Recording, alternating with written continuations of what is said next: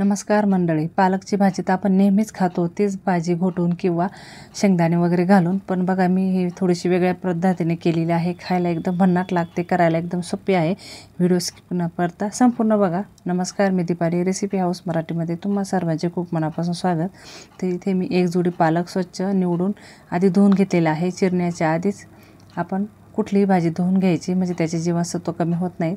तर मस्त असा बारीक कापून घ्यायचा. पालक कापून झाल्यानंतर इथे एक कढई ठेवली, त्यामध्ये घालायचे तेल तुमच्या अंदाजानुसार आवडीनुसार घालू शकता. 2 तेजपान घालायचं. त्यानंतर अर्धा चमचा जिरे घालायचे आणि बारीक कापलेला लसूण आहे तो पण तेलामध्येच घालायचा. लसूण जिरे छान परतू द्यायचे. परतल्यानंतर आता यामध्ये घालूया आपण एक बारीक चिरलेली हिरवी मिरची घालायची. सर्व छान परतलं की त्यामध्ये आता मीडियम साईजचे 2 बारीक चिरलेले कांदे ते घालायचे. कांदे पण एकदम मस्त असे परतून घ्यायचे आपल्याला ह्या तेलामध्ये.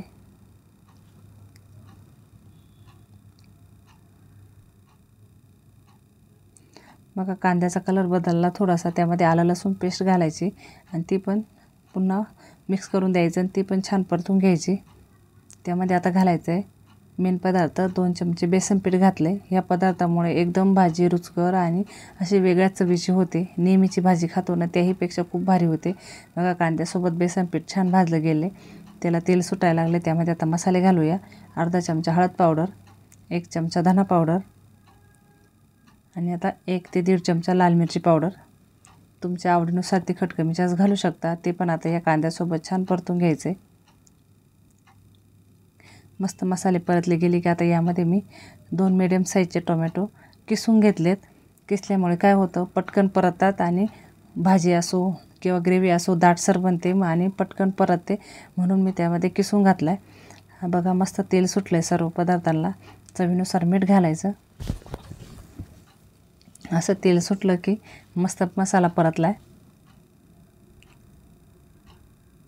आता या स्टेपला गॅस मंद करायचा आहे. आता 1 वाटी दही मस्त असं फेटून घ्यायचं आणि ते यामध्ये घालायचे.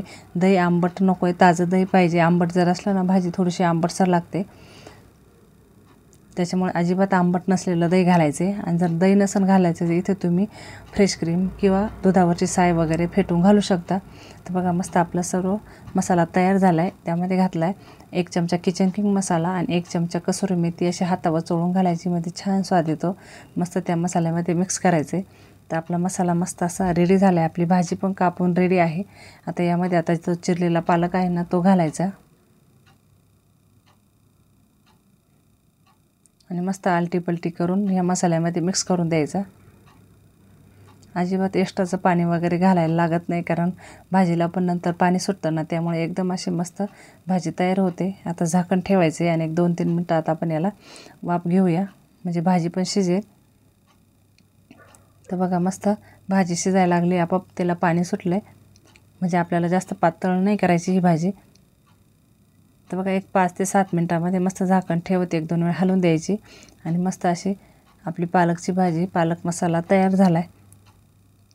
दिसतोय भारी ना, तर तो खायला पण तेवढा भारी झालेला आहे. तुम्ही हा भातासोबत, चपातीसोबत, पुरीसोबत कशासोबतही खाऊ शकता. खायला एकदम भारी आहे, करायला एकदम झटपट आहे आणि थोडासा वेगळा पदार्थ म्हणून तुम्ही हा बनवू शकता. नेहमीची तीच पालकची भाजी, पालकच्या पुऱ्या करण्यापेक्षा असा पदार्थ नक्की ट्राय करा. तुम्हाला व्हिडिओ कसा वाटला मला नक्की कळवा. व्हिडिओ पाहिल्याबद्दल धन्यवाद.